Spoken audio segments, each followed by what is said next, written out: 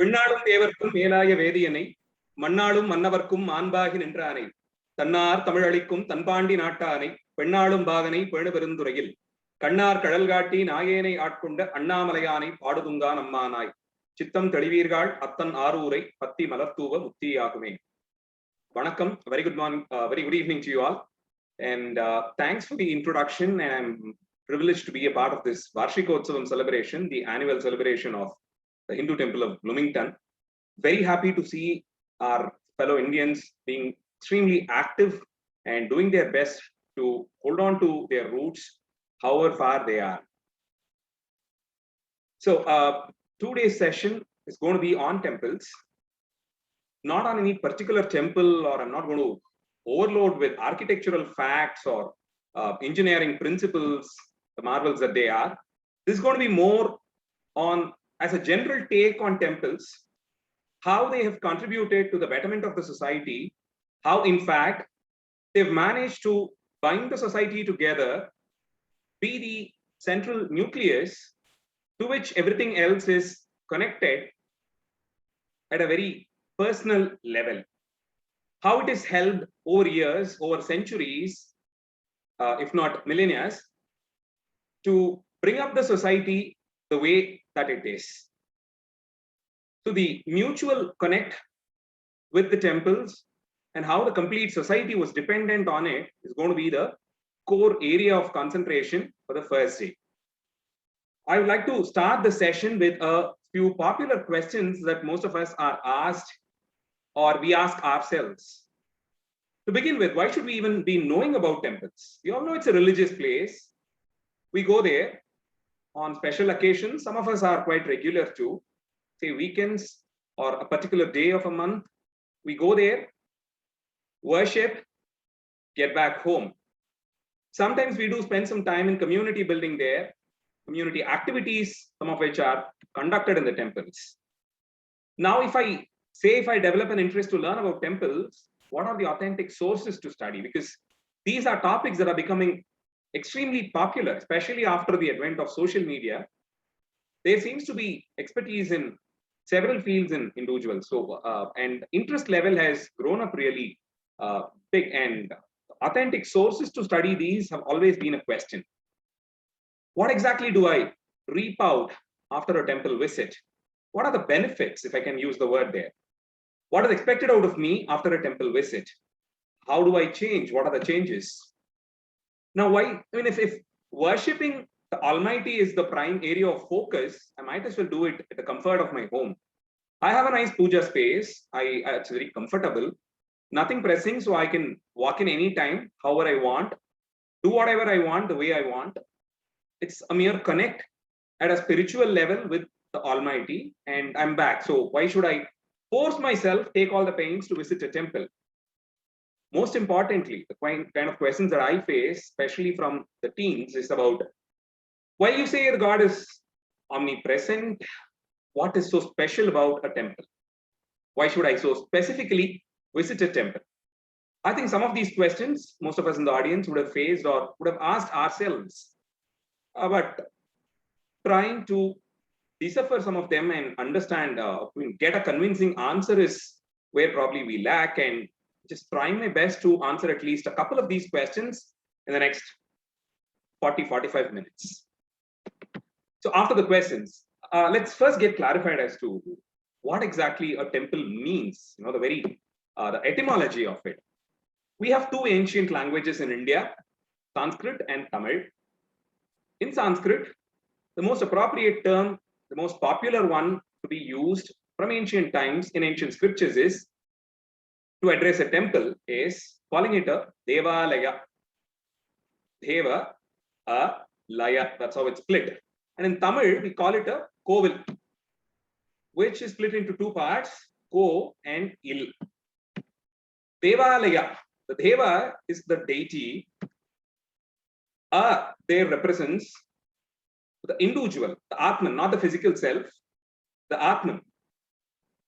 This is the place, a Devalaya is the place where the Atma attempts to merge with the Almighty.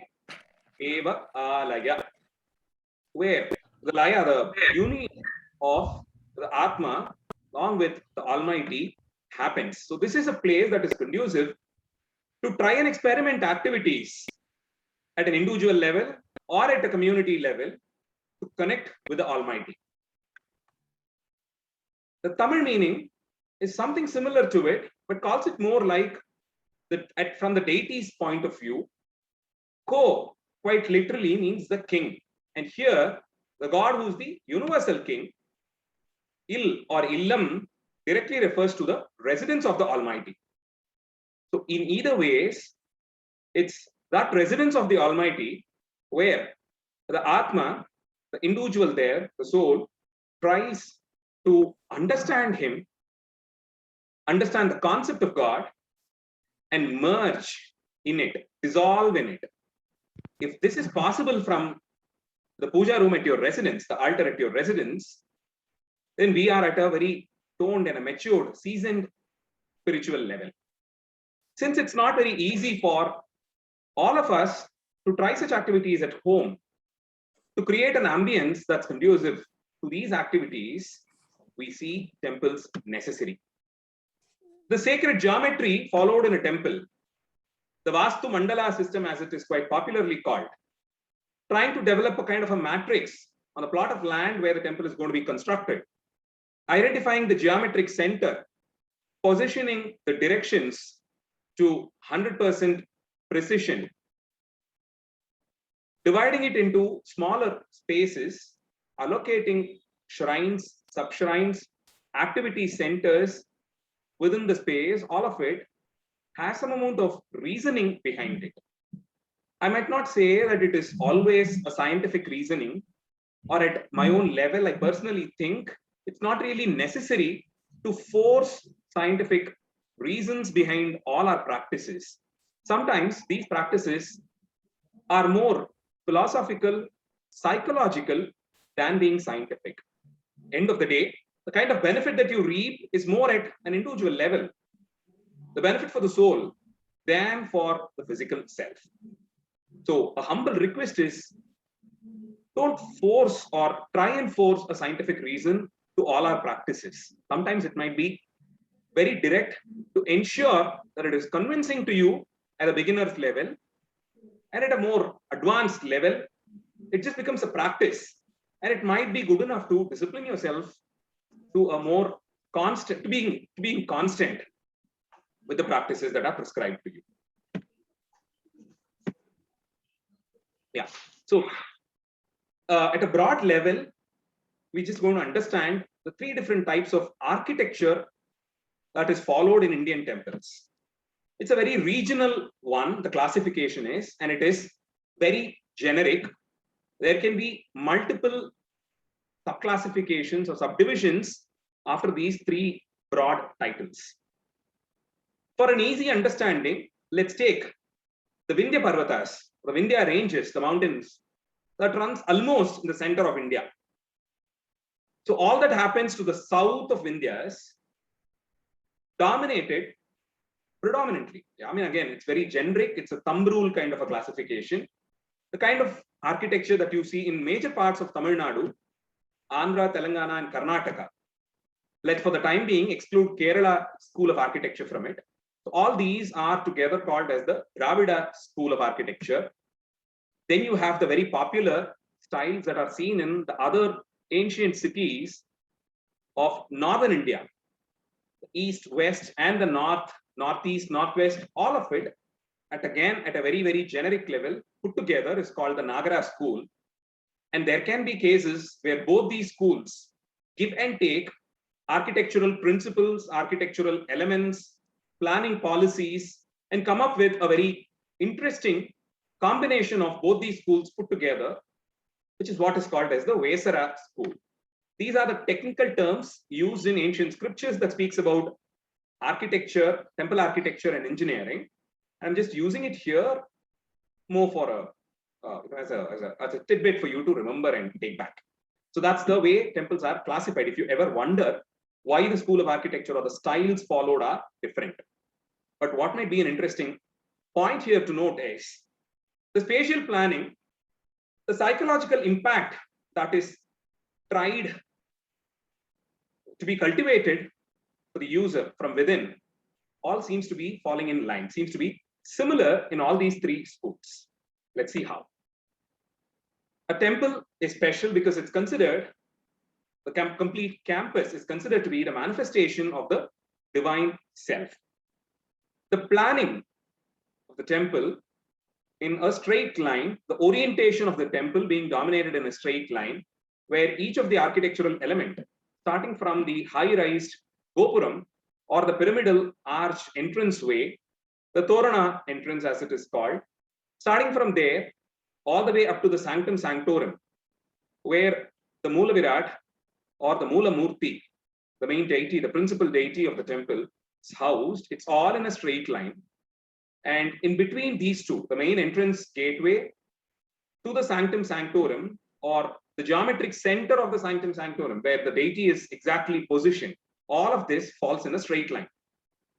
A general sense of symmetry is achieved because in ancient school of architecture, not just Indian, but all other ancient civilizations too, each of it has its own school of architecture, principles of architecture, where architectural sanctity is spoken about. The sacred geometry is emphasized upon. So in all of these schools, trying to maintain a balance seems to be a mandate. So that seems to be common. At a visual level, at a load shift level, so at various different planes, a symmetry is managed. That's exactly why we see mostly temple planning is like a mirror image. So you have a central line, and what happens on either sides of the line, it's all a mirror image kind of a system. So that's something very special, and that is exactly why Indian temples focuses on not or emphasizes on not shifting the coordinates of where a particular temple existed. For whatever reasons, if a temple is demolished, or if a temple is, if you don't use it for some time, and the temple falls out of use, and the patronage is lost, and if it's dilapidated, we always think about conserving it and bringing it back in the same place.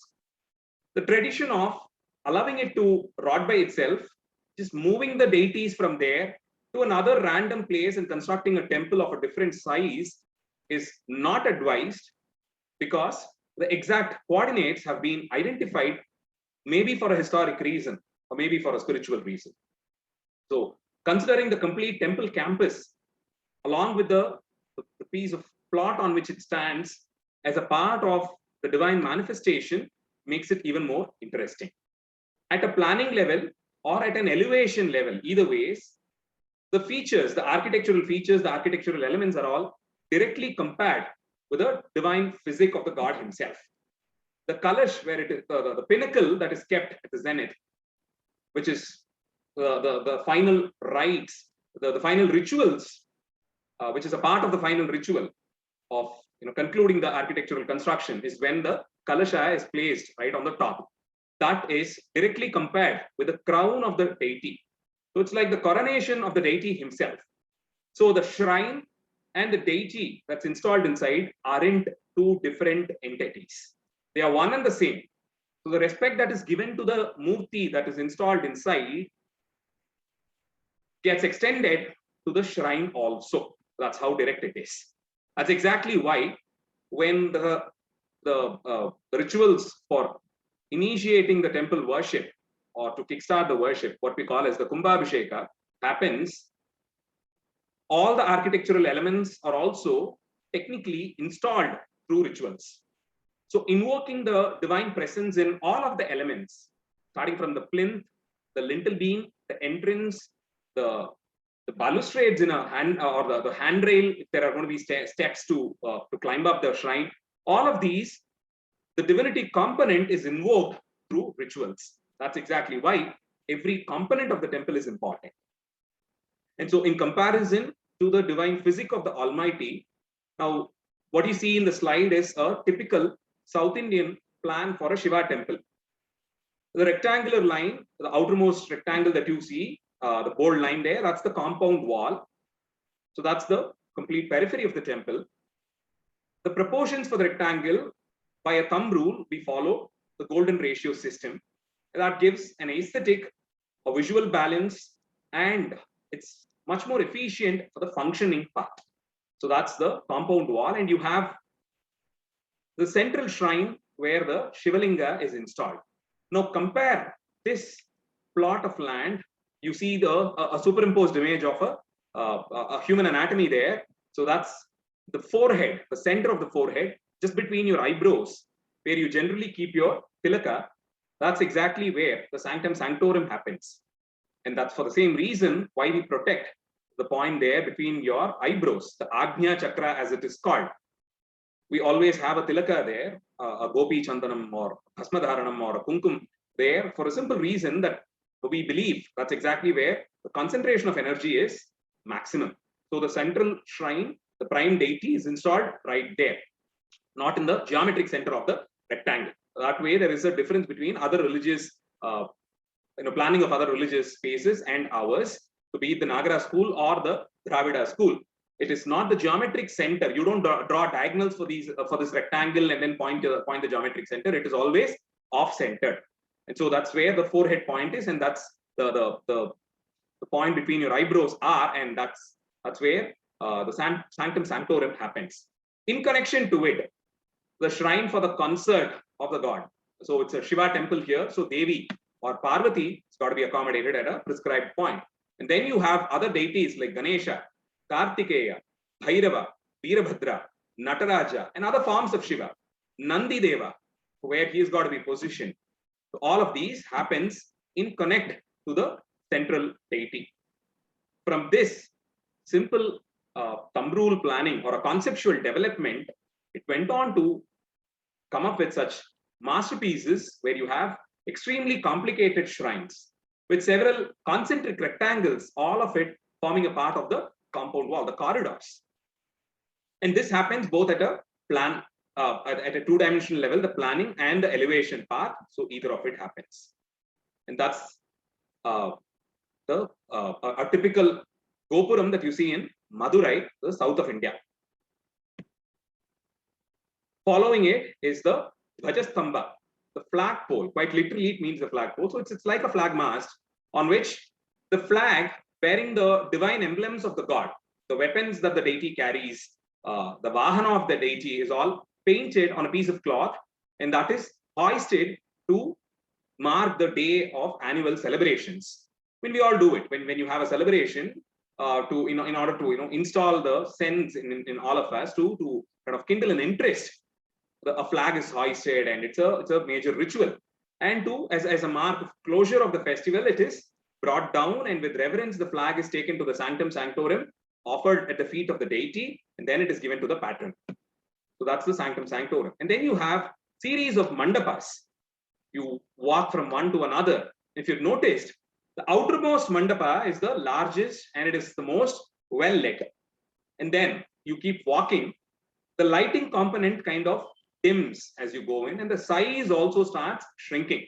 So the consecutive mandapas are much more darker, and the last in the series of these mandapas, that's the Sanctum Sanctorum.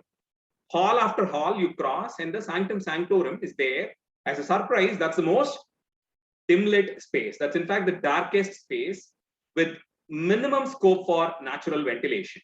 And that's where the Almighty God is envisioned in a sculptural depiction, and he's installed there. And there you need lamps, oil lit lamps, to illuminate the space. And it is with that challenge that you try and get a glimpse of the deity. And you have the Acharya there, the Archaka, the priest, who waves a lamp in his hand and helps you, to get a darshan of the deity.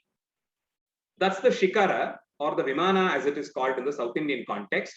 Quite literally, Vimana are those flying objects. So since this is a residence of the Almighty, going by his mercy, we just use that as a tool to request him to come down and settle here on this earth with a fraction of the enormous energy and power that he has. Just carry a small fraction of it, a zillionth of it, come down here and help us worship you. It's with that request that we request him to come down and position himself in a place, in a size which is easy for us to relate to and worship. Or the Almighty whom we think is the one within whom the entire universe resides is there is no scope for him to come with the same form. And even if that happens, it's going to be a challenge for us. So we request him, we request him for the mercy that he has on us. Please come down in a way that I can relate to you and it is convenient for me to worship you. That's exactly why we have representations of these gods and goddesses, the murtis that we can make out of specific materials in specific forms, easy for us to worship. It can be something as heavy as a grain of paddy, or something that's huge, like for example, the Shivalinga that's installed in the big temple at Tanjavur.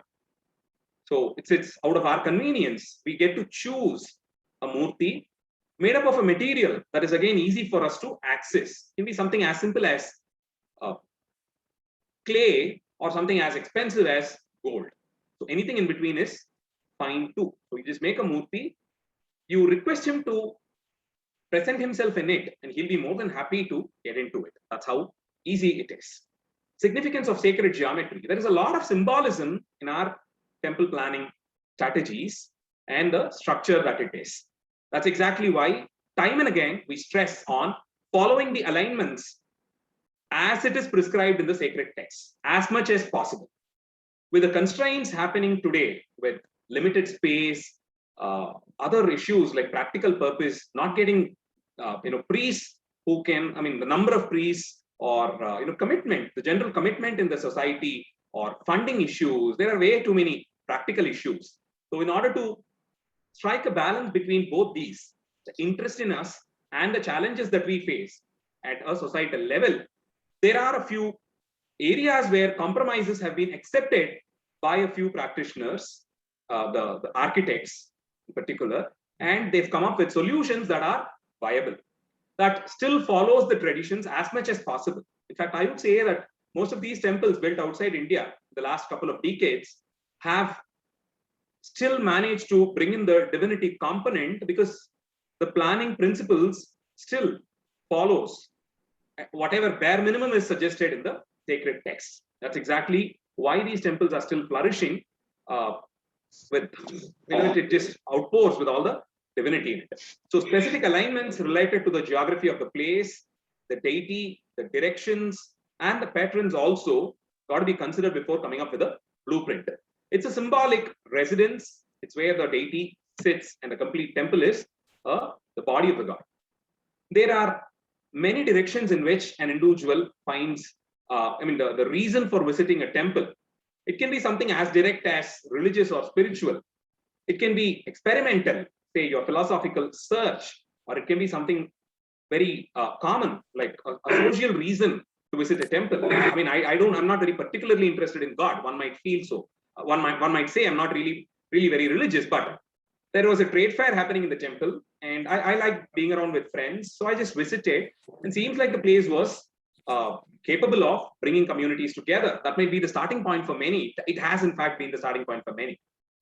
Then it can be cultural or sometimes economic too. In fact, many times economic. Let's just take one example of each of it. A temple tries to inculcate the sense of sacred geometry in as many ways as possible. For all of us, whichever branch of Hinduism we belong to, or any ancient Indian religion that we belong to, the Kailasha Parvata is very, very sacred.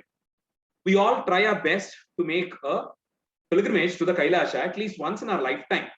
But imagine, Kailasha has been sacred from time immemorial, and so has our beliefs and practice and faith systems have been. Imagine, 1,000 years back, someone from the south of India wanted to make a visit to Kailasha, but wasn't really, it had its own practical constraints. It still has today health issues, financial issues, several practical issues. There can be force majeure situations. And so one will have to really think a lot before engaging on a trip. 1,000 years back, it wouldn't have been really possible, even for the people who could health-wise or financially afford. What could be done under such circumstances?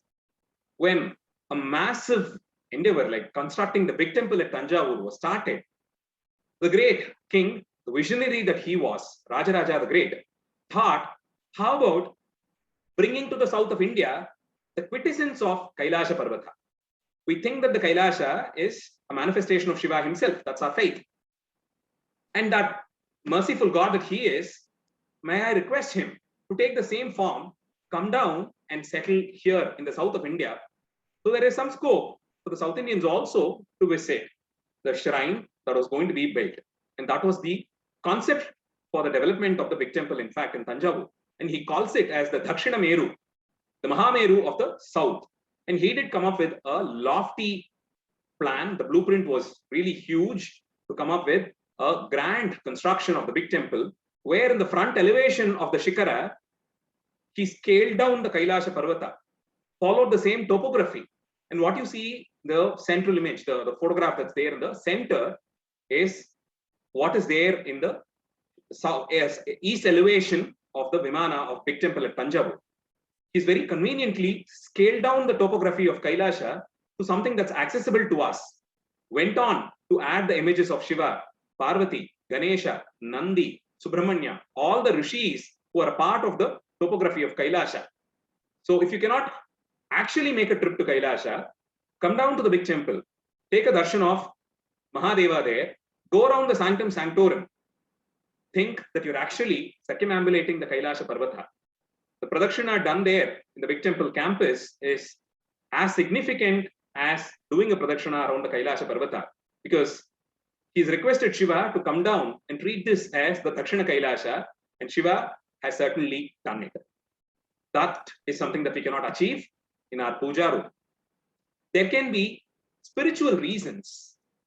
At some point of time, our religion suggests that there should be a progress. It's a progress that has got to be understood.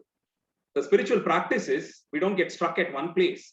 So what starts with an elaborate ritual with several offerings should scale down at some point, and you should reach a spiritual level where you don't need all these objects. You don't need actual flowers. You don't need actual prasada. You sit and meditate. The complete ritual that demanded all those physical attributes is all done from within. You offer all colorful, fragrant flowers at a mental level. You pluck the flowers from the valley of Himalayas and you offer it to the deity from within. You don't need a murti as such. But all of these sadhana, it's a seasoning process. So to equip oneself to that, selected landscapes have been exploited to give us a space that is much more ambient to engage oneself in such sadhana. To envision the Almighty in the unlimited expanse of the horizon is a part of such sadhana. And so constructing spaces like what you see in the picture, what happens in Rajasthan, a Yogini temple in Rajasthan, a circular plan. Generally, we don't construct Sanctum Sanctorums in a circular plan. In fact, circle is not suggested for a plan in our residences also, for a simple reason that for a common being, circle is one shape to which you cannot associate yourself as stronger as you can to spaces that has sharp edges, because it's just an arc. You lose sense of direction. You tend to lose sense of direction, and that might have its own impact on your mental health. So if you're going to make a circular room for yourself, it will have its own impact on your mental health. So a circular space is generally not accepted. But when you need a space for spiritual sadhana, a circular courtyard like structure helps you connect to the vast expanse of the universe. Imagine sitting there the night of a full moon night, just glaring at the starry lit sky there, getting bathed in the moonlight, and that's a part of sadhana that is prescribed to people who are in the path. So architecture also plays a role at that level. It needn't only be spiritual. Even for a beginner, the architecture in the temple has its own impact that way. We have the Nagara style, where the sub-shrines are all scaled down models of the Sanctum Sanctorum. That's a photograph of the Lingaraj temple in Odisha, where Shiva is enshrined as Lingaraja. and there are hundreds of more Shivalingas installed in the temple. And each of it has its own shrine, which is much similar to the Sanctum Sanctorum, the Shikara of the Sanctum Sanctorum. You can see several of those Shikaras mushrooming in the temple campus. That is a very direct representation that there is a sense of connectivity. So it's nothing but the multiple manifestation of the Almighty Lingaraj. A fraction of the power that is enshrined in the Mula Murti gets transferred to each of the Shivalinga installed in the campus. So the temple architecture ensures that there is a balance between the Purusha and the Prakriti, the Almighty and the world that it is. And that's why we have this concept of a sacred triangle that we follow. The devout is there in one corner, and then you have the divine notion on the other end. That's the God and his devotee. The temple architecture ensures that the space that connects these two extremes is achieved. So the principles that are generally prescribed in temple architecture is nothing but an attempt to create an ambient space that connects these two extremes. With the devout on one end and the divine notion on the other, the divine space tries to connect these two. And that is where we have to achieve this triangle, a balance in this triangle. We superimpose it with another triangle where you have the patron. Let's, for the time being, think that the devotee is the patron, because he or she kickstarts the construction. So he or she supports the coming up of the temple too. And then you have the priest, who's like the representative of the God himself, because he is the Acharya. He prays for us. He guides us in performing the rituals. So he is the Acharya there. So you have the patron on one end, or the devotee, and the divine notion, which is shouldered by the priest on the other end. And so the divine space is the responsibility of the architect, who tries to strike a balance between these two. It was not an easy deed to construct temples in the ancient past. The patron, be it even the king himself, will have to wait until he meets an architect and an acharya whose horoscopes were also checked to strike a balance between all these three. It is not a practice to engage an architect, complete the construction, and then go around searching for an acharya. That's not how it is. The acharya's role starts right at stage one. When you think you need to construct a temple, and when you think it's time to hire an architect, that's when the acharya for the temple was also chosen. And thankfully, the practice is still there. Some places still date. It is still practiced.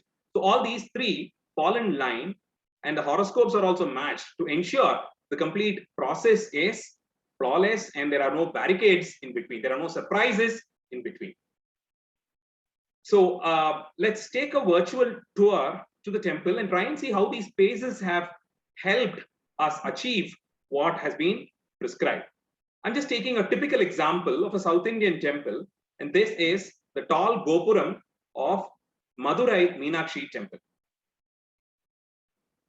Be it the South Indian temples or the North Indian temples, one thing that I'm sure most of you would have seen common in them is the main access road to the Gopurams, or the main entrance, is always cramped, if I can use a word. It's narrow. It has shops on both the sides. It's just filled with people busy with different activities. It has features good enough to disturb you, distract you. It's very colorful.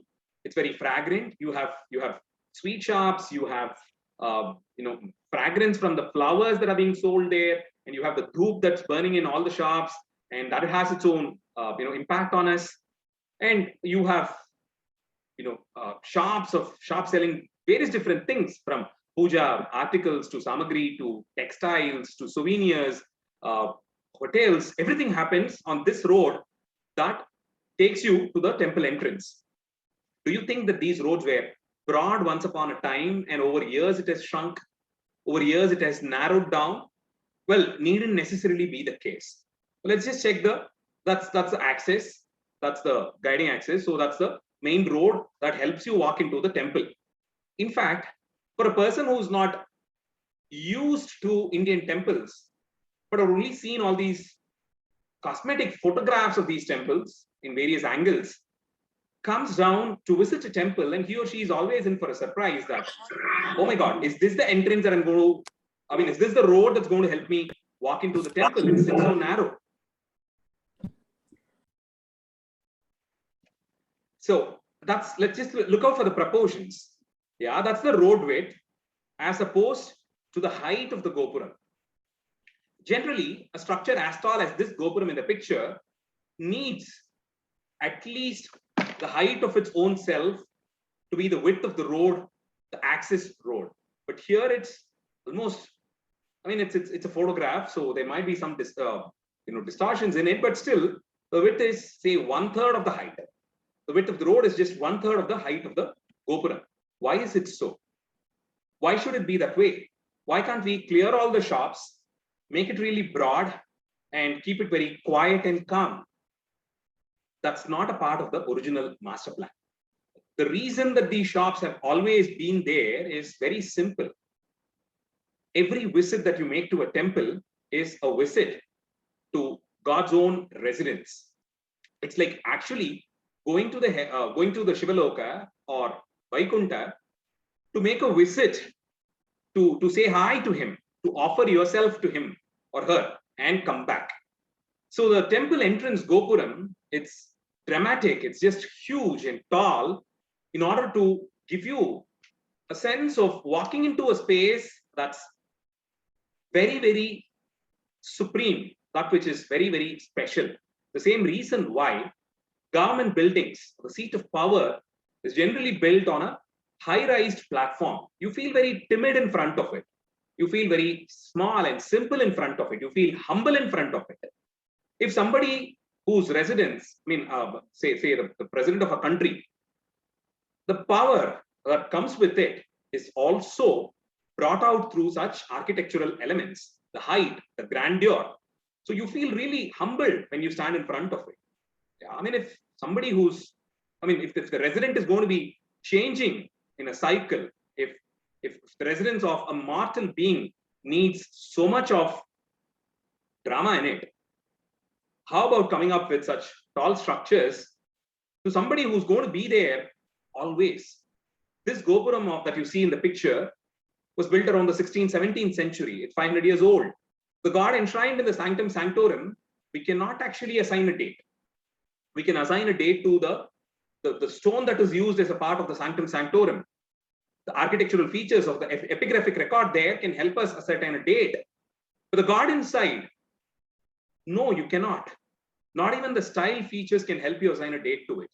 Even if I say, going by the features that is used in the murti that is enshrined inside, if I can assign a date to it, professionals do it, we all do it.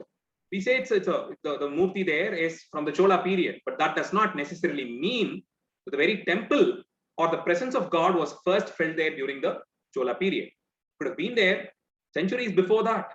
And maybe whatever happened to the original murti, it's been replaced, but the place is same.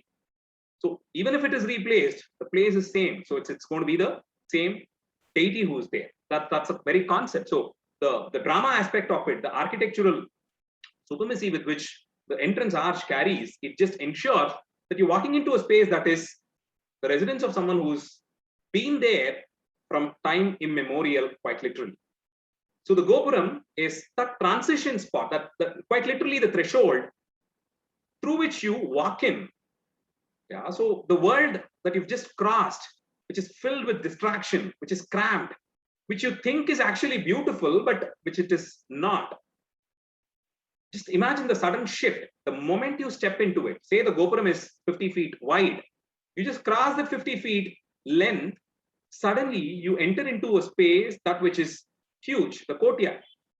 It's quiet, it's breezy, it's not choking, it's not stuffed.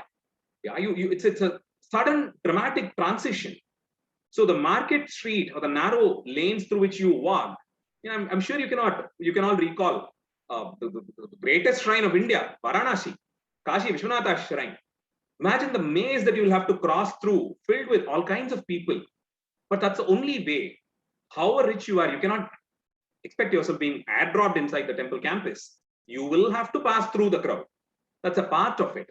That's just to install a sense that this is the kind of world that you think is comfortable. This is the kind of world that you want to be attached to. Come out of it. It's much more an illusion.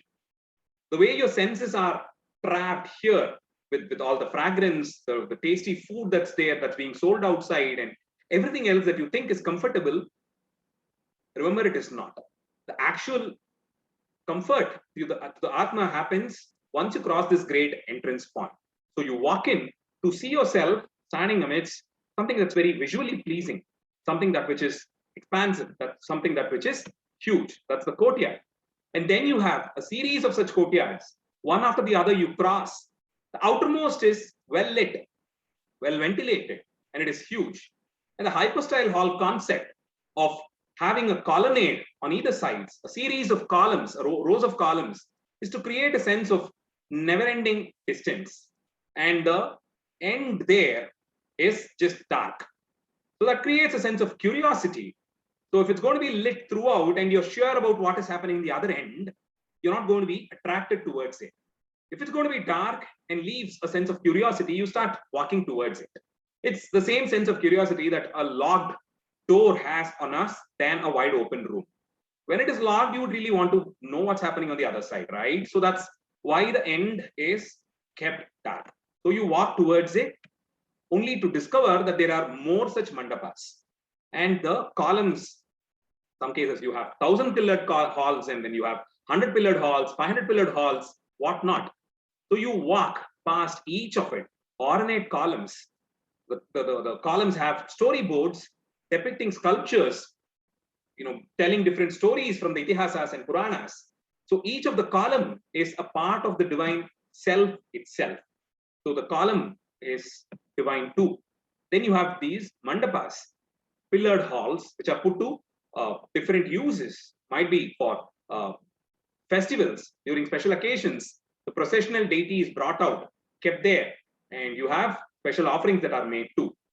Then you have the flag post, the Dhvajastamba, in front of which you prostrate, you offer yourself, and it points all the way up. It goes so tall that you will really have to bother your neck to see how tall it reaches. That again gives you a sense of, it would in fact force you to offer yourself. It's dramatic enough to think that you're extremely timid, you're nothing in front of it. And for a moment, you lose your arrogance, at least for a moment. And if you make this a regular practice, offering yourself in front of this, shed your arrogance, you're ensured that your ignorance also is shed, and there is a sense of bliss that gets installed in us.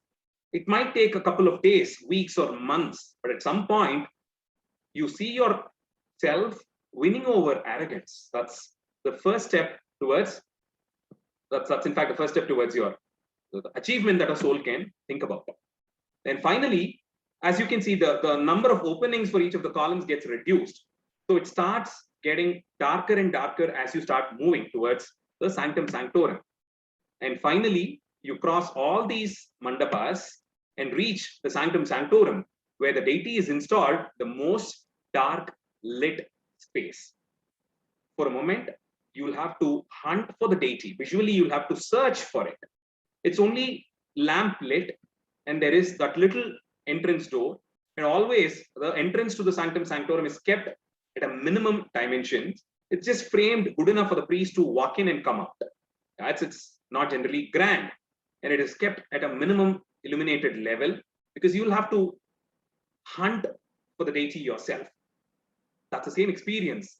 The experience that's trying to be brought in here is the subconscious search for the deity from within us. From within, the space that which is also dark. Dark because there is no lamp, not that there is no lamp inside, dark because it's just covered with sheets of ignorance, which is a byproduct of arrogance. Now that's exactly why the search for the God within is something that's becoming challenging. And it is for the same reason that it is challenging to do it at your own spiritual level. You start visiting temples where this spiritual journey is brought out through architectural practice. You go into it. You've just come out of the mundane world when you cross the market space. The moment you enter into the threshold, the sense of walking into something very special happens.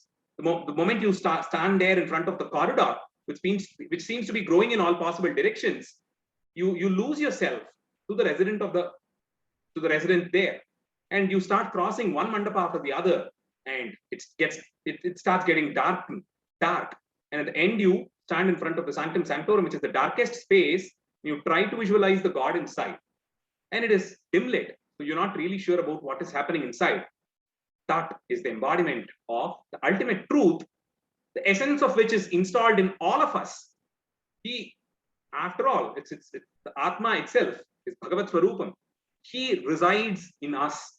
And that's why the importance given to Atma is much more than the physical self.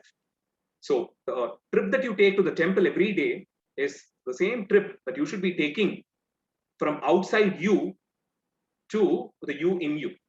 You will have to try and make a journey every day in search of you. And that is what is tried through architecture as a tool in temples. So finally, you've reached the Sanctum Sanctorum, where the God sits in there. I mean, God is a general neutral. I'm not being very particular about God and Goddess here. So the Almighty sits there.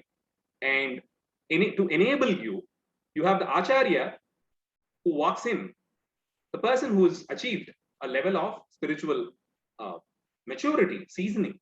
So he walks in with a lamp in his hand. Now that lamp is jnana. Jnana or intelligence is not the exact word that I can use there, but yeah, spiritual intelligence, call it that way. So jnana is what is the lamp that he holds in his hand, because he uses that to help us get a better sense of the ultimate truth, that which resides inside. So what was dim lit till then, with the intrusion of the Acharya, with the lamp in his hand, helps us get a better view. That's when you see the ultimate truth, that which is sitting in the darkest space. That's the cave, the dark cave within us. Be informed that the Almighty sits there at the end of that tunnel, the dark tunnel, and you need an Acharya who holds your hand, walks you in, and waves the lamp of jnana for us to get an imagery of the ultimate truth, for us to see with our own eyes, the inner eyes, the ultimate truth that resides inside. I'm sure the experience that you get by visiting temple is not going to be same that you would get by sitting and praying for how many ever hours in your own puja room. So the last part of today's session, we're going to be discussing about how the temple is a multi-center for attraction. So there are social reasons, there are religious reasons, there are spiritual reasons, there are personal, cultural, economic, and various spheres. It is as social as it is personal. It's as cultural as it is economical, and as religious as it is spiritual. Let's just take a couple of examples for each of it and see.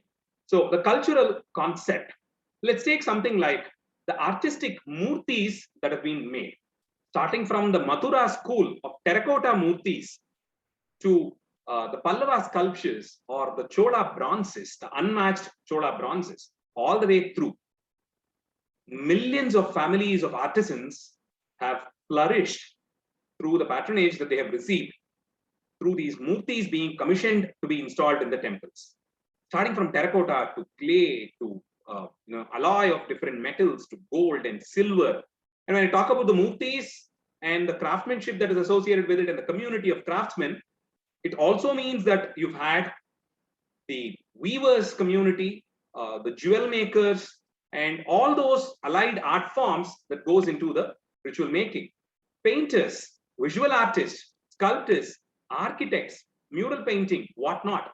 So visual and performing arts, both of which have flourished thanks to temples being constructed. I'm just taking random examples of mural paintings done on temple walls. These are the Amarchitra Katha of ancient times. These are the books which helped the illiterate understand the stories from our Itihasas and Puranas. All of us couldn't afford palm leaf manuscripts of Ramayana and Mahabharata in those days. All of us probably didn't have time to sit and read to understand the nuances. Imagine someone well versed in the scriptures helping us or walking us into the temple through the corridors and point out to these panels and tell us the stories. That's how we were all educated. We have examples both in the North and the South India where healthcare facilities, hospice spaces, hospitals, dispensaries have functioned in temples.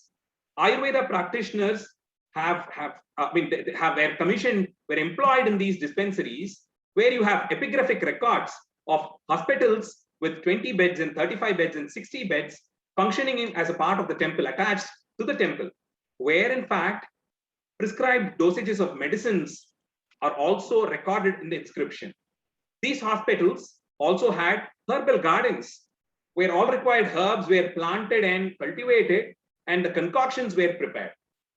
Labs exclusively to prepare these medicines as powders, as as in liquid form, or as a paste for external application or internal consumption, minor surgeries, post-operative care, all of this have happened here.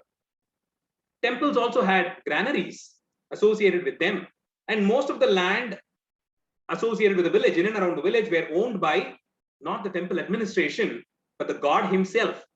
The lands were all registered in the name of the god. Temple administrators would be changing from time to time. The one who is permanent is the god himself.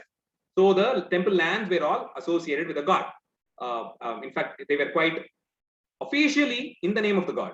And so the cultivation that happened and the produce, a part of it went on for society building, social building. And the individuals who owned a piece of land ensured that a part of their produce were offered to these granaries. So we have a number of examples where ancient granaries are still seen. So some of them are not functioning anymore, but they are still there at least as, to remind us of our bygone past. In times of calamity, a natural calamity, or a war, like man-made calamity, the grains stored here were good enough to feed the complete village. So there is a sense of community building. Each individual who owns a piece of land had to spare a share of his produce. So what he is given is going to, at some point of time, come back to him when there was a need. If the rains failed, if the monsoons failed, if there was a flood or a famine, and the entire village had to be fed, what would be a better place than the temple itself with all its huge open mandapas? As much as visual arts, performing arts have also been a part of temple. Each state in India, each region has its own groups of performing artists, some which are tribal, some which are folk, some which are semi-folk, some which are classical.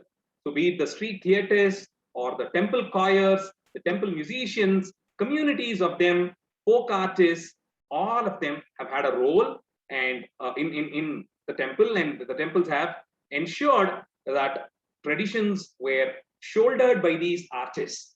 Compositions of the gods, narratives, theaters, all of these authored, and these texts have been performed for thousands of years now. Some of the dramas authored, let's take example, Jayadeva's Ashtapatis, which are performed in the temples of Odisha, or the other traditional art forms, theatre forms, that which is performed in Gujarat, or the ritual performances like Theyyam that is practiced in Kerala and southern Karnataka. So any theatre form has been a part and parcel. The Ram Leela, you have these communities that are like hereditary and they've been performing for hundreds of decades now.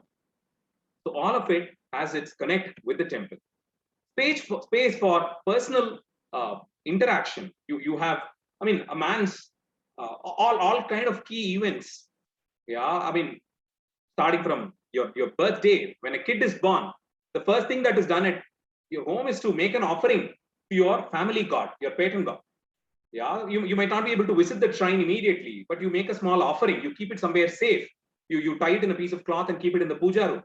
So the next immediate thing that you do is to visit the temple with the kid after a few weeks or months, as the family tradition goes. The first food that is fed to the baby is done in the temples too. Your weddings are performed in temples. The final rites, that's also performed in the temple, river banks.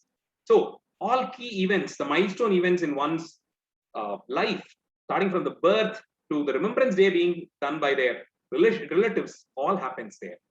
The local ecology of the region, the water bodies, the flora and fauna were all protected with the intervention of the temple. Each temple had its own set of water bodies, those that were believed to be sacred, associated with the god. It was made sacred by the visit of the god on specific days. The murti was carried in a palanquin to the water body for a sacred dip on full moon days of a particular month or other ways. So we had national festivals like the Kumbh that happens. Yeah, so the river bodies, lakes, ponds, tanks, sluices, canals, or sometimes even the seashore was all treated very sacred. All through the Cholamandalam coast of South India, starting from Andhra to Kanyakumari, every town on the seashore has its own temple associated with that stretch of the seashore. And the god would make a visit to the seashore and take a dip actually in the sea waters. And that's when all of us throng the seaside there and also take a dip. So this way, when a sanctity tag is added to it, people ensure they don't pollute. Of course, I don't vouch that they never pollute, but at least some amount of awareness is there in some of us. And then the local flora and fauna. So every temple has its own sacred tree. So at least one sample of that tree is made sure that it is protected in the temple. Some endangered varieties of plants, shrubs, trees, climbers, creepers, you have at least one temple where it is protected. Some of them are, all of them have some amount of medicinal use too. Festivals, nothing for community building like the temple festivals that are conducted. Chariot festivals, annual festivals, seasonal festivals. So people, in fact, in a state like Tamil Nadu, which thousands of temples, all thousand of them old, and there is a calendar that is drafted for different regions inside Tamil Nadu, where there is some amount of scope for people to visit the temple all through the year. So when there is a festival happening in Madurai, say in April, you can always be sure somewhere close to Madurai, there will be some festival in some temple, a grand festival in the month of May or June. So there is scope for us to attend as many as possible. So in order to ensure that more people throng these festivals, participate in it and become a part of it, engage at an emotional and spiritual level. So local courts of law, gatherings, public gatherings, important information to be shared, all of that used to be conducted in these temples too. So every region has its own local governing body, with the elders and the experienced ones being a part of the board that conducts these meetings. So in order to ensure that there is a sense of belongingness, I'm sure most of these Hindu temple societies and the Hindu temple organizations in the US of A are doing a fantastic job in ensuring that there is community building and a sense of belongingness is cultivated with generations. So, the local court of law, discussions, decision making, announcements to be made, all of it happens in the temple as the tradition goes. The most important aspect, the personal connect that one achieves by a visit to temple is something that you cannot achieve by a couple of minutes of prayers or hours of prayers in your own puja. The temples have been custom made with all these traditions being followed to the dot to ensure that maximum benefit is reaped by the visitor. So it's here that the ideals of dharma, beliefs, your values and the way of life is cherished. Without these, it cannot happen. And to ensure that the society lives in peace, lives in mutual admiration or with mutual give and take, nothing but temples can achieve that sense of harmony in a society. Temple-centric settlements have always been there across India, just in case to ensure that there is community bonding and people live in peace. Emotional attachment with a family deity or a deity of your personal choice helps you in times of need. When life becomes too much on yourself and you lose hope, you're on the verge of losing hope, a visit to a temple with which you have a personal connect, where you can actually pour out to the Almighty. You sit in front of Him and treat Him like your friend or this experienced elder or a mentor. Speak your heart out. I'm sure there is some amount of confidence that you get by that act. Temples housed schools, court of laws, dispensaries, granaries, and I think we just saw some examples. It ensured that there are facilities that were there too. Amphitheaters or performance spaces like the Rangamandras of Odisha and Gujarat, or where performances were being done in front of the deity, or the Kutambalams of Kerala, or the Sabha concept in Tamil Nadu, where dancers offered their dance and music to the god. So all forms of art, both visual and performing arts, all had its own importance attached to the temple. Theaters were being built. Theaters evolved out of temples to tell us stories of gods and goddesses and shrines. Idea of offering any art form to the god first happens here. If you're a painter and you think that's what you're good at, not sure as to how to make that as an offering, paint how the god is envisioned from inside. That by itself is an offering. Paint from the stories of, or sketch from the stories of Ramayana and Mahabharata. Sketch the chosen deity who's close to your heart, and that by itself is an offering. That by itself is a sadhana. Microfinances in villages have always managed to thrive through temples. Potters, weavers, blacksmiths, goldsmiths, gemstone cutting, people who make jewelry, textiles, flour vendors, wheat, food producers, food processors, people who cook and sell food items, all of them are artists. All of them were in a way or the other associated with the temple. And their offering to the god was more a kind of day-to-day job for them. So communities thrived, artisans especially, apart from priests and performers, artisans thrived through temples. These were the major classification of jobs in those days, apart from agricultural practice. In agricultural practice, again, major plot of land around the temple or around the village was owned by the god. So leasing it out to agricultural practitioners ensured that the agrarian society also managed to manage a living.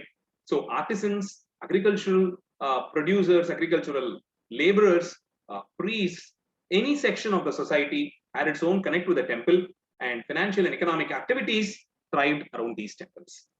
So the temples are much more than just places of worship, much more than just religion and faith. A unique, self-sufficient and a successful ecosystem which has kept India going amidst all the challenges that she has faced for at least 2000 plus years of documented history. To be understood at multiple levels, it's not just religious, not just spiritual, not just economic, not just societal, not just cultural. It's a little of all of it. The percentage proportion of all these verticals would vary from one to another, but it is certainly got to be understood at multiple levels. And it facilitates experimenting the mind, body, and the space connect between the individual and whom he thinks is his creator, to be understood and appreciated, to better interpret India as such. Nothing like understanding the temples. You might be an expert in understanding the political history of India or the social history of India, but it is not complete without understanding about the temples, the reasons behind them, the concept, the spiritual, in the architecture being tapped for spiritual representation, and the Sthala Puranas, iconography, at least a little knowledge in it ensures your much wider and a holistic understanding of India herself. With that, I'd like just to point out that the easiest way to understand and appreciate a temple, I have this method of the fivefold principle to understand the traditional history of a temple. It might be from the Puranas, it might be from local legends, it might be from local oral traditions also. It's a part of traditional history. Respecting it and understanding it is where your understanding and appreciation of a temple starts. Then you have sacred literature authored on the temple town, on the deity. It might be a book, a drama, songs authored by sacred poets, epigraphic proof of the temple on the donations being made and all of it to help us understand how the temple was functioning thousands of years back. I mean, it might help us break myths that festivals are new inventions, that an emotional connect is all new, that the society building was happening around a temple. These are all myths that needs to be bursted as early as possible, and nothing like epigraphic proof, because they are scientific. Archaeology is science after all, and epigraphy is so nothing better to interpret history than through inscriptions. Architecture and sculpture, to understand the concept, the architectural concept that is underlying there, and the murtis, different murtis, and more.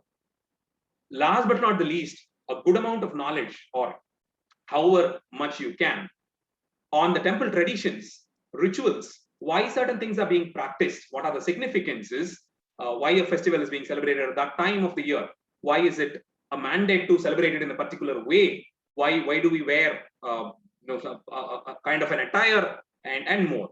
As I just mentioned in the beginning, understand these for what they are and just appreciate and practice them. In the long run, you would certainly think that they have helped you benefit at a much faster pace than by being a mere academic. Understanding and putting it to use, and don't be trapped to force yourself search a scientific reason behind all of this. I'm time and again emphasizing on it because that seems to be the trend of late, and it is quite worrying too. To force yourself see a scientific reason behind everything is not necessary. Just practice it, understand and practice it for whatever it is, just as a tradition to be followed, at least to begin with. Yeah, you will see that it has helped you attain a level of disciplined approach in nature at some point of time. With that, I'd like to conclude my session, just summarizing it. So we started with understanding the concept of Devalaya and Kovil, the meanings behind these two words, South Indian temples and different classification of temples, conceptualization, manifestation of the divine self, how every architectural or an engineering element in a temple campus is by itself a part of the divine physics of the god. Every trip that you take to the temple, starting from the narrow lanes filled with markets and distracting spaces on either sides, all the way up to the Sanctum, Sanctorum, and coming out, is a trip that you make towards in search of the ultimate truth. Temple and society, how they are both mutually inclusive, how they are both connected. And finally, the 5-part appreciation tool that I've prescribed. Thank you for your time and opportunity, and I hope you enjoyed the session and learned something new. And you may be free to follow me on my website, and the webinars that I've conducted so far on temples, iconography, temple towns, all of that can be accessed through my website, and you can watch them there, and given you my other social media handles, and any questions that you've got apart from the Q&A session that's going to follow, feel free to post it there, and I'll be more than happy to help you. Thank you once again, and with that, I'd like to conclude. Murti Ellam Vali, Yangal Mono Guru Vali, Arul Vartha Yendrum Vali, Anbar Vali Parabarame. Ellam Shri Tyagaraja Kripai, Shri Tyagaraja Maharajo Jayate, Arura Tyagesa. Namaste. That was beautiful, Professor Madhusudhanan. We thank you so much for this presentation. There are a couple of questions, not very many, thankfully. One question is, like, today's topic is about how temples function as a social fulcrum. So can you give an example of how a temple has helped an individual in a town, and how an individual have returned the favor, either from an economic perspective or from any other perspective from the documented history that you have seen? Sure. I'd like to point out to this very beautiful inscription from the big temple at Tanjavur, where there is a shrine for Ganesha. It's a Shiva temple, and so a sub shrine for Ganesha is a mandate. So on the southwest corner of the temple campus, a shrine for Ganesha was built by Rajaraja the Great. The Ganesha's murti was really huge, and it should be in a size related to the Shivalinga that's installed inside. So the murti is big, and the food offerings to be made to the murti is directly proportional to the size. So this Ganesha, who is huge, need to be fed 136 bananas every day. Now these calculations are prescribed in the Agamas about the quantity of food that has got to be cooked and offered, and the fruits and other things that needs to go along with it. So complete menu is prescribed. So Rajaraja probably thought for a second, as long as he was active, he can ensure that the required number of bananas are offered. Maybe his son would do it, his grandson would do it, but what 5 generations from them, 10 generations from them, centuries after? So what would happen? What would be the case if there is a time in history when such offerings aren't made?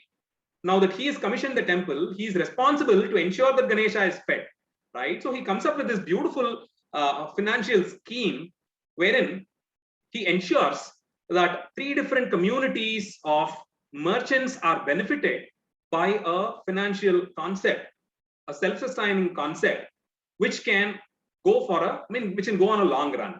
So he deposits a corpus of gold. In the reverse order, he calculates the interest that would come. Yeah, and there is also the compound interest is calculated, and he also ensures that appreciation value for gold as it would increase for years to come. So in a reverse order, the compounded interest is calculated, and this corpus is deposited in the specific market where the banana merchants live. So they have it's a mercantile community. Their merchandise is only bananas and plantain products. So he gets in touch with the association there, helps them with a corpus deposit of gold, and strikes a contract with them and ensures that they bring back the said number of bananas every day for eternity. Yeah, I mean the merchandise, the mercantile, the community is benefited, the association is benefited. Gold, definitely there's not going to be a depreciation at any point of time. It's always going to be an appreciation, and the interest was very brilliantly calculated in the reverse order to ensure the appreciation value of gold is also considered.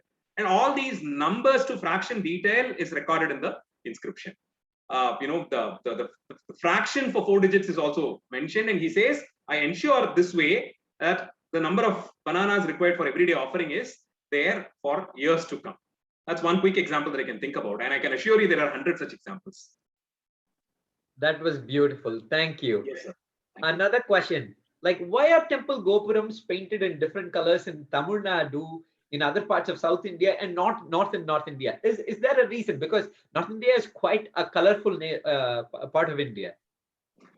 Yeah, I mean, as I just mentioned at the beginning, we have these 3 different schools of architecture that we follow. In South India, we call it the Dravida school, and in the North, it's Nagara, and then there is this combination of both called the Vesara style, and it's a very general classification. And we have texts that details out the do's and don'ts of the practices, the choices for ornamentation and other things. So in South India, we have both a monochromatic scheme, what we call as the Ekavarna scheme. So it's prescribed that you just use one color, the tints and shade of that color if you want. And then you also have the Panchavarna scheme, where a palette for 5 colors is prescribed. And when I say 5, the tints and shades of all those 5s can give you an elaborate palette. So both these options are there depending on the topography. Yeah, I mean, take for example, if you've noticed, the Gopuram of Tirupati temple is always painted white, for a reason that it is amidst a very beautiful, calm, green landscape. Yeah, to disturb the landscape, in order to ensure that there is no topographic disturbance or the aesthetic value of the background is not disturbed, they've gone for a monochromatic scheme. Imagine a city like Madurai, which by itself is very colorful and active, and a Gopuram which is just painted white. All these 4 tall Gopurams completely painted white, I don't think might add much of a value to the skyline for the aesthetics component, right? So there you get to choose depending on the background and other aspects too. Thank you. Another question, where can we read about Agamas? Any specific books? Agamas as such are to be read from a guru, an acharya, because it has spiritual learnings in it, lessons in it. It has prescriptions for your daily practices, and there are too many agamas to choose from. So what would be the best possible for you is something that an acharya can suggest. There are a couple of good translations that are there. I think there is this website where called Agama Academy, where a couple of authentic translations have been posted. So at an academic level, that's something that I would prescribe to people to get a hold on what agamas are and an introduction to it. Thank you. there have been several invasions across the timeline. So has that affected how temple architecture has evolved? To a great extent, in fact. We've lost several schools of architecture, several traditions, unimaginable number of books and treatises on temple architecture, temple rituals, temple festivals, and more. I can quickly think of this example sometime around the 14th century, when you had the Tughlaq's invasion of South India in 1323 to 27 till the mid of 13th century, 14th century. It was we had multiple invasions in South India. Some of the most richest and the grandest temple corridors like Madurai and Srirangam were all and Chidambaram were all challenged, and it was completely destroyed and more. I can think of this text from the same time, authored by a great Shiva Agama Acharya called Nigamajnana, who says in the foreword of his book, he says, sitting in the Gopuram, the half-broken Gopuram of Tiruvannamalai temple, with a heavy heart, I see all this vandalism around me, and I'm just authoring the text which prescribed the rituals to be followed for post-invasion reinstatement of the temple. Till then, we didn't have concepts of where what to do when a Gopuram collapses, or what to do when there is a man-made disaster. How exactly do you ensure that it is repaired and the deity is brought back in? So the rituals for that aspect of temple construction and management weren't prescribed till then. So that was for the first time that they saw something like that. For the first time, fellow human beings engaged in vandalizing temples and shelling them down and bringing them down. And how to protect the gods, the murtis, in case of an invasion. The rituals to be performed before quite literally burying the murti under ground level, to dig a pit. What should be the dimensions of the pit? Yeah, how do you place it? The direction in which the deity has got to be placed. The rituals to be performed, and how with a heavy heart you pray to him. Promise to come back at some time when everything is restored, when normalcy is restored. That's like putting a baby to sleep. To promise him, there is actually a lullaby that has to be sung at that point. Tell him, like, at this point, I envision you as the Almighty. I'm sure you can manage yourself. Yeah, manifest into that Almighty who can manage yourself. I'm helpless. I'm burying you here only to come back when normalcy is restored. Ensure that it happens fast. I'll come back. I'll retrieve you and treat you like that kid that I've pampered you all along. And so all these traditions are also recorded after the 13th century, and we have lost quite a few traditions and rituals, schools of architecture, material knowledge, engineering knowledge too, unfortunately. Yeah, so let me conclude with another question in view of the time that we have. We are living in changing times. Of course, I think we have lived in changing times over decades. But what are some of the key steps that we can take to restore the glory or improve the role of temples in the current society and how it functions today across landscape? To begin with, something as simple as frequenting the temple. To start visiting the temple. You might be a donor, you might be making a lot of donations to temple, but that's a very, very momentary support. Any individual, irrespective of where you are, what you are, whichever is the closest temple, being a frequent visitor is the first step towards the change. Just start frequenting the temple. I'm sure at a month from then, the priest is going to stop you, inquire about you, know who you are, and that's where the first connect happens. And the immediate next thing would be the priest or the temple management to tell you that there is a function happening next week and a satsang or a prayer happening next week, and why don't you join us? Yeah, and so, all schools of Indian religions believes in companionship of devotees. So getting along with devotees to offer your prayers in group is the first step towards your spiritual awakening. Yeah, that's where you start, and your search begins as a group. And after a level of maturity, after a level of seasoning, you feel you'll have to take your own path. And that by then you would have had your guru, you would have met your guru, and the rest is left to the user to probably understand. So the first step is to start visiting the temples. That's where I would suggest that you begin. Thank you so much, Professor Madhusudhanan.